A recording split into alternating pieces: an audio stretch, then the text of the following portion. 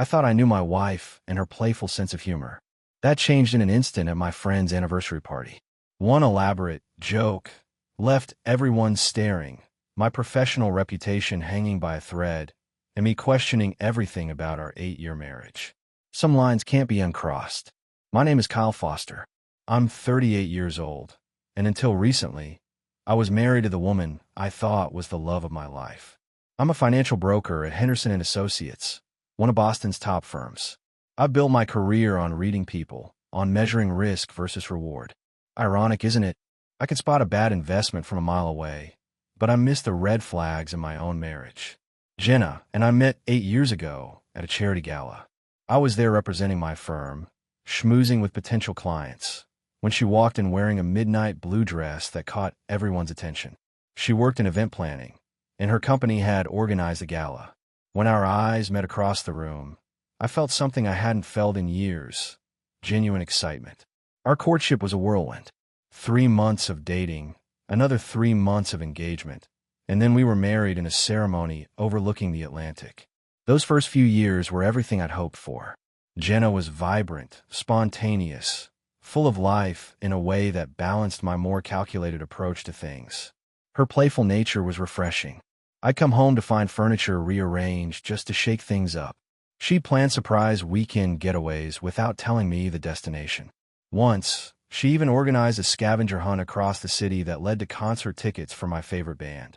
But there was another side to her playfulness that occasionally made me uncomfortable. She enjoyed pranks a little too much. She'd jump out from behind doors to startle me. She once hid a fake spider in my briefcase, which I unfortunately discovered during an important client meeting. Another time, she replaced the sugar in my coffee with salt right before a major presentation. I laughed it off because that's what you do when you love someone. It's just her way. I tell my friends when they notice my discomfort. She doesn't mean any harm. My career took off around our 3rd anniversary. I secured several high-profile clients, doubled my portfolio, and was promoted to senior broker. We bought a beautiful brownstone in Beacon Hill, and life seemed perfect. Looking back, I wonder if that's when things started to change, when my attention became divided between my thriving career and my marriage. Jenna's pranks became more frequent, more public. She seemed to crave the laughter of others at my expense. I should have said something then. I should have drawn a line, but I didn't. And that failure to act would eventually cost me everything I held dear. 6 years into our marriage, Jenna and I had fallen into a comfortable routine. I'd wake up at 5:30 a.m., hit the gym in our building, then head to the office by 7:30. My client list had grown impressively, and I was handling portfolios for some of Boston's elite. The pressure was intense, but I thrived on it.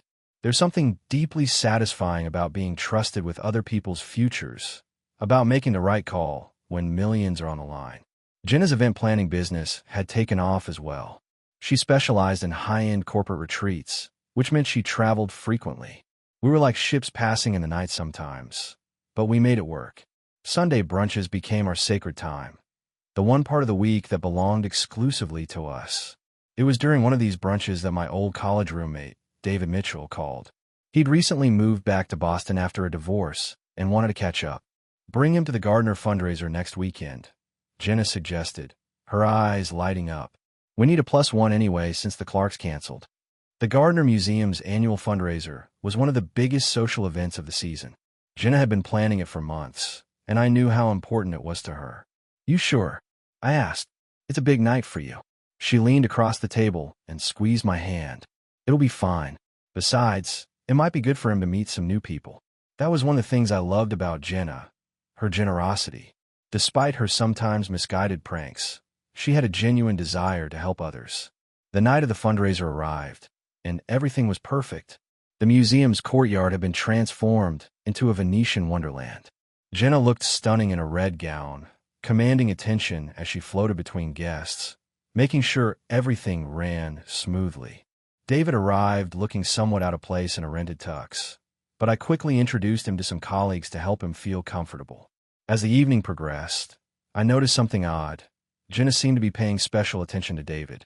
Nothing inappropriate, just attentive. She laughed a little too enthusiastically at his jokes, touched his arm when they spoke. Your wife is amazing, David told me later, as we watched her charming a potential donor. "You're a lucky man."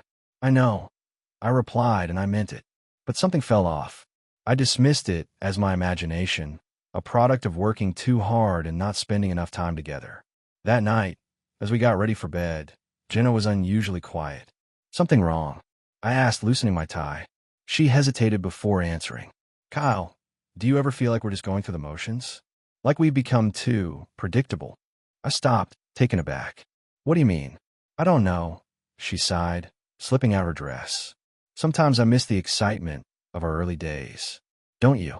I approached her, placed my hands on her shoulders. "Every relationship evolves, Jen. We're building something lasting." She smiled, but it didn't reach her eyes.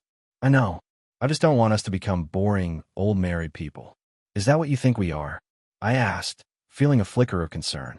"Not yet," she replied with a mysterious smile. "But I might have to shake things up a bit if we start heading that way." I laughed it off at the time. I shouldn't have. 3 weeks after the Gardner fundraiser, our friends Tom and Rebecca invited us to their anniversary party at the Liberty Hotel. The venue was impressive. A former prison transformed into a luxury hotel with soaring ceilings and historic architecture. The guest list included most of our social circle, several of my clients, and many of Jenna's business connections. I was in the middle of a conversation with an important client when Jenna approached, champagne in hand. She was radiant in an emerald dress, turning heads as always. "Excuse me, gentlemen," she said with a dazzling smile. "Mind if I steal my husband for a moment? There's someone he needs to meet." I politely excused myself and followed her through the crowd. Jenna led me to a quiet corner where a tall, well-dressed man stood waiting. I didn't recognize him, but assumed he was a potential client. "Kyle, this is James," Jenna said, her hand lingering on the stranger's arm a bit too long. "He's new in town." The man nodded with a familiarity that struck me as odd. "Jenna's told me so much about you," he said, extending his hand. I shook it firmly. "Funny, she hasn't mentioned you." Before James could respond, Jenna giggled and pressed herself against him. "That's because I wanted it to be a surprise." Something in her tone made my stomach tighten. "What kind of surprise?" Jenna exchanged a look with James, then turned to me with exaggerated guilt. "Kyle, I need to tell you something. James and I have been seeing each other for months." The room seemed to tilt. "What are you talking about?" she continued, her voice gradually rising, drawing attention from nearby guests. I couldn't hide it anymore. The sneaking around, the hotel rooms. She looked at James with theatrical longing. I stood frozen, aware that conversations around us had stopped. People were watching, listening. Among them were my clients, colleagues, and friends. I felt the blood drain from my face as I struggled to process what was happening. Then James put his arm around Jenna's waist. "I'm sorry, man. We didn't mean for you to find out this way." At that moment, Tom approached with a concerned expression. "Everything okay here?" Jenna burst into laughter. "Oh my God, you should see your faces." She pointed at me. "Especially yours, babe. Priceless." Confusion rippled through the onlookers. James extended his hand to me again. "Sorry about that. I'm actually an actor Jenna hired. No hard feelings." I stood there, my heart hammering against my ribs as understanding dawned. It was a prank. A public, humiliating prank designed to make me look like a fool in front of everyone who mattered. With every ounce of self-control, I managed to keep my voice steady. "Excuse me," I said, and walked away before I said something I couldn't take back. In the hotel bathroom, I gripped the marble sink and stared at my reflection. My face was pale, jaw clenched so tight it ached. Behind me, the door opened, and Tom entered. "What the hell was that?" he asked. I shook my head. Jenna's idea of a joke. Tom leaned against the wall. "That wasn't a joke, Kyle. That was cruel." I straightened my tie and squared my shoulders. "I know." And in that moment, with those two simple words, something shifted inside me. I knew what I had to do. I returned to the party after composing myself, determined not to let Jenna's prank derail the evening. With practiced ease from years of navigating difficult client situations, I smiled, shook hands, and engaged in conversations as if nothing had happened. Inside, though, something had fundamentally changed. Several guests approached with sympathetic looks or awkward comments. "Quite a show your wife put on," or "that was something." Each remark drove home the damage done to my reputation. Across the room, Jenna was laughing with a group of friends, apparently unbothered by the scene she'd created. The actor, James, had disappeared, his role in the evening's drama complete. David sidled up beside me, offering a fresh drink. "You okay?" I accepted the glass with a nod. "I've been better." "That was rough," he said quietly. "Has she done things like this before?" "Not quite this public," I admitted. "Her pranks are usually more contained." David studied me for a moment. "You know, when my ex started pulling stunts like that, it was because she'd already checked out of our marriage. She just couldn't admit it yet." His words landed like a punch to the gut. "Jenna and I are different," I said automatically, but even as I spoke, I wasn't sure I believed it anymore. Later that night, the drive home was silent. Jenna had tried to engage me several times at the party, but I'd maintained a polite distance. Now, in the confined space of the car, tension hung thick between us. "Are you going to sulk all night?" she finally asked as we pulled into our driveway. I parked the car and turned to face her. "What exactly did you hope to accomplish tonight?" She sighed dramatically. "It was just a joke, Kyle." Everyone knew it was a joke. Did they? Because from where I was standing, it looked like my wife was deliberately trying to humiliate me in front of my clients and friends.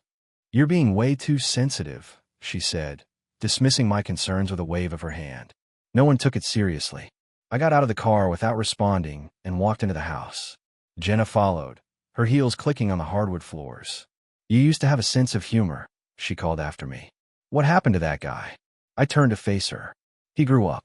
He built a career where reputation and trust are everything, and he expected his wife to respect that." Jenna's expression hardened. "So this is about your precious career?" "God forbid anything interferes with Kyle Foster, financial superstar. This isn't about my career. It's about respect. Something you seem to have forgotten about." She crossed her arms. "Well, maybe if you paid attention to me the way you do your clients, I wouldn't need to go to such lengths to shake things up." And there it was, the real issue beneath the theatrics. I took a deep breath. "If you felt neglected, you could have talked to me. Like an adult." "I've tried," she snapped. "But you're always at the office or with clients, or checking your emails." Instead of firing back, I paused and really considered her words. Had I been neglecting our marriage? Perhaps. But that didn't justify her actions. "We'll talk about this tomorrow," I said firmly. "Right now, I need some space." I slept in the guest room that night, staring at the ceiling and facing a truth I'd been avoiding for too long. Our marriage was in serious trouble. The next morning, I woke before sunrise, my mind still churning with thoughts from the previous night. Rather than wallow in anger, I changed into my running gear and headed out. Physical exertion had always helped me think clearly, and I needed clarity now more than ever. The city was just waking up as I ran along the Charles River. The water reflected the pale morning light, boats gently bobbing at their moorings. By the time I returned home, drenched in sweat but mentally refreshed, I had made my decision. Jenna was in the kitchen, dressed for work, but looking subdued. Her usual confidence seemed dimmed, replaced by a wary hesitation. "I made coffee," she offered, sliding a mug across the counter. I accepted it with a nod. "Thanks. Kyle, about last night. We need to talk about what happened," I said, cutting her off. "But not now. I have meetings all day, and you have that conference call with the symposium committee." She looked surprised. "So tonight then?" "Tonight," I confirmed. "And Jenna? I want a real conversation. No deflecting, no dismissing my concerns as overreactions."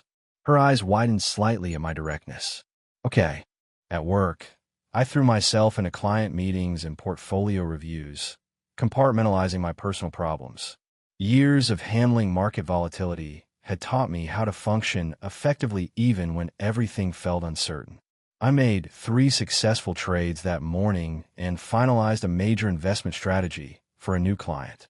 During lunch, I received a text from David, checking in. "You holding up?" I appreciated his concern, but kept my response simple. "Managing. Thanks." Later that afternoon, my assistant buzzed me. "Mr. Foster, your wife is on line 1. I picked up surprised. Jenna rarely called my office. "Everything okay?" "Yes, I just..." She hesitated. "I canceled my evening plans so we could talk, and I made reservations at Sorolina for dinner. I thought neutral territory might be good." Her suggestion was reasonable. A public place would prevent either of us from raising our voices, and the upscale Italian restaurant was one of our favorites. 7 o'clock? I suggested. Perfect. I'll meet you there. When I hung up, I noticed an email notification. The subject line made my stomach drop. The Liberty Hotel incident. It was from Richard Thornton, one of my biggest clients who had been present last night. Kyle, I've valued our professional relationship for years, but after witnessing last night's uncomfortable scene, I find myself questioning your personal stability. Perhaps we should discuss whether Henderson and Associates is still the right fit for my portfolio. I read it twice, my jaw tightening. This was exactly what I had feared, the professional fallout from Jenna's joke. With steady hands, I picked up the phone and dialed Richard's number. This situation required immediate damage control. Richard, I said when he answered, I appreciate your candor. Let me assure you that what you witnessed last night was not reflective of my personal stability or professional capacity. Would you have time to meet this afternoon? I believe this conversation would be better in person. His hesitation was brief. My office at 3. I'll be there, I confirmed, already mentally preparing my approach. One thing was certain. Tonight's conversation with Jenna had just taken on even greater significance. My meeting with Richard Thornton went better than expected. By addressing his concerns directly and assuring him of my continued professionalism, I managed to salvage the relationship. He even apologized for jumping to conclusions. Marriage has its challenges, he admitted as I was leaving. Janet and I have been through our share. I smiled politely, thanked him for his understanding, and headed to Sorellina for my dinner with Jenna. She was already at our table when I arrived, wearing a conservative black dress, a stark contrast to her usual bold choices. Her makeup was subdued, and she seemed almost contrite. You look tired, she said as I sat down. It's been a long day, I admitted, accepting the menu from the waiter. I had to meet with Richard Thornton to prevent him from pulling his accounts. Her brow furrowed. Why would he do that? Because of last night, Jenna. He was there, remember? He saw the whole "my wife is cheating on me" performance and questioned whether his money was safe with someone whose personal life appeared to be imploding. The color drained from her face. Kyle, I never thought. That's the problem, I said, keeping my voice low but firm. You never think about the consequences. Your jokes have real impacts on my life, on our life together. She stared at her untouched wine. I know I went too far. I just thought it would be funny, something we'd laugh about later. What exactly is funny about public humiliation? About making me look like a fool in front of everyone we know? A silence fell between us as the waiter approached to take our orders. We both requested our usual dishes, the familiarity of the ritual creating a strange contrast to the unfamiliar tension. After he left, Jenna spoke quietly. I've been feeling invisible lately. You're so focused on your career, on your clients. Sometimes I feel like the only way to get your attention is to do something dramatic. I considered her words. There was truth there. I had been increasingly consumed by work. But that didn't justify her actions. If you felt neglected, you could have talked to me, I said. Instead, you chose to hurt me. I didn't mean to hurt you, she insisted, reaching for my hand across the table. I just wanted to shake things up, to get a reaction. I pulled my hand away gently. Well, you got one, but not the one you wanted. Her eyes widened with alarm. What does that mean? I took a deliberate sip of water, organizing my thoughts. It means I've been doing a lot of thinking today. About us, about our marriage, about what I want for my future. And her voice trembled slightly. And I think we need some time apart. The words felt both terrible and liberating as they left my mouth. I'm going to stay at the Liberty for a few days while I figure things out. Tears welled in her eyes. Kyle, please. It was one stupid mistake. No, I said firmly. It was the last in a series of disrespectful acts. I need space to think clearly, without your influence. As our food arrived, I realized neither of us had an appetite anymore. Some things, once broken, couldn't be easily fixed, no matter how expensive the restaurant or how sincere the apology. The Liberty Hotel felt oddly appropriate, a former prison converted into luxury accommodations. In some ways, I too felt like I was breaking free from a confinement I hadn't fully acknowledged. 3 days passed with minimal contact from Jenna. Just a few text messages asking when I'd come home, each one increasingly desperate. I focused on work, hitting the hotel gym at dawn, and taking long walks through Beacon Hill in the evenings. On the fourth day, David invited me for drinks. "You look better," he observed as we settled into a corner booth at Oaklawn Bar. "Distance provides clarity," I replied, sipping my whiskey. "And what's become clear?" I considered his question. That I've allowed Jenna's behavior for too long. Each time I overlooked a prank or laughed off a joke at my expense, I reinforced the pattern. David nodded. "Boundaries are important." "Exactly. I never established them firmly enough." I swirled the amber liquid in my glass. "Did I tell you about the client who nearly dropped me because of her stunt?" His eyebrows shot up. "Seriously?" "Richard Thornton, one of my biggest portfolios. Thankfully, I managed to salvage the relationship." "That's crossing a line," David said, shaking his head. "Affecting your livelihood." Before I could respond, my phone buzzed with Jenna's name on the screen. I declined the call. "She's been calling all day," I explained. "But I'm not ready to talk yet." "Fair enough," David said. "What's your next move?" I've been asking myself the same question. "I'm meeting with my lawyer tomorrow to discuss options." The word hung between us, unspoken but understood: divorce. It felt both terrifying and liberating. "Are you sure?" David asked quietly. I thought about the years with Jenna, the good and the bad. The joyful beginning, the gradual shift toward disrespect, the public humiliation that finally broke the camel's back. "No," I admitted. "But I need to protect myself, whatever comes next." My phone buzzed again. A text this time. "Kyle, please. I made a terrible mistake. I've been seeing a therapist. Things can change. Just give me a chance to show you." I stared at the message, feeling a complicated mix of emotions. Part of me wanted to believe her, to think that therapy could help her understand the damage she'd caused. Another part remembered the look on her face at the party, the sheer enjoyment she'd taken in my discomfort. "You don't have to decide anything tonight," David said, noticing my expression. I nodded, putting the phone away. "You're right. Tonight, I'm just a guy having a drink with a friend." But even as I said it, I knew the decision was taking shape in my mind. Some betrayals cut too deep to heal completely. Some jokes go too far. And this one had ruined my marriage in ways that might be irreparable. The meeting with my lawyer, Eleanor Watkins, was both sobering and empowering. At 62, she had handled enough high-profile divorces to know every possible scenario. "Massachusetts is a no-fault state," she explained, organizing documents methodically. "But given the circumstances in your prenuptial agreement, I believe we're in a strong position." I nodded, grateful for my younger self's foresight. When Jenna and I married, I had already accumulated significant assets through my early career success.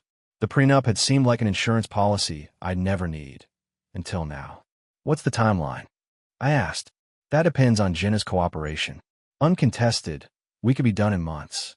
Contested?" She gave me a meaningful look. "That could drag on." After the meeting, I walked through Boston Common, watching families enjoy the spring weather. Children chased each other across the grass, while couples strolled hand in hand. Once Jenna and I had picnicked under these same trees, planning our future together. My phone buzzed, Jenna again. This time I answered. "Thank you for picking up," she said, her voice small. "I wasn't sure you would." "What do you need, Jenna?" A pause. "Can we talk? In person? Please." I hesitated. Part of me wanted to maintain distance, but another part knew this conversation was inevitable. "When? Tonight?" I could come to the hotel. I thought about Eleanor's advice to document everything. A public meeting place would be wiser.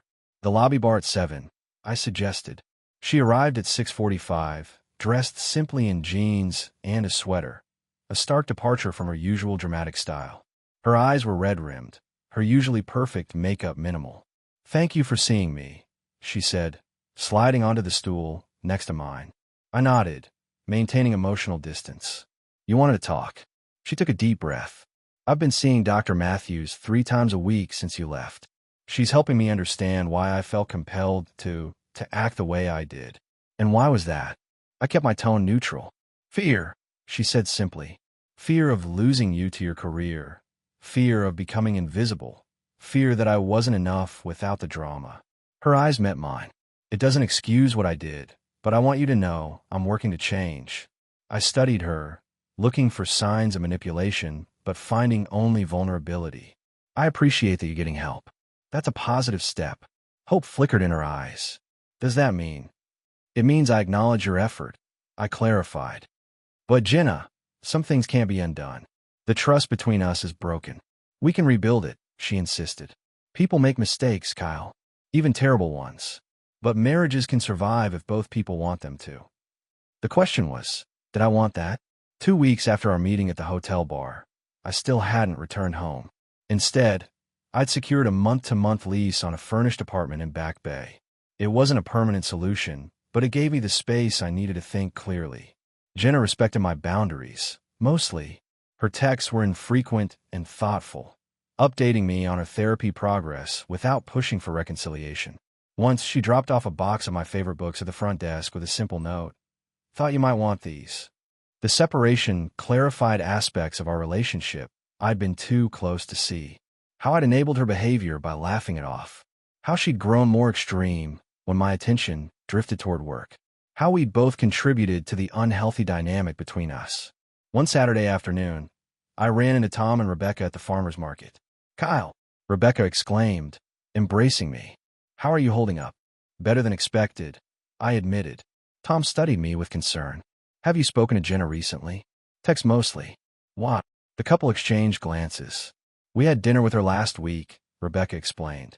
She seems different, more reflective. Tom nodded. She didn't make a single joke all evening.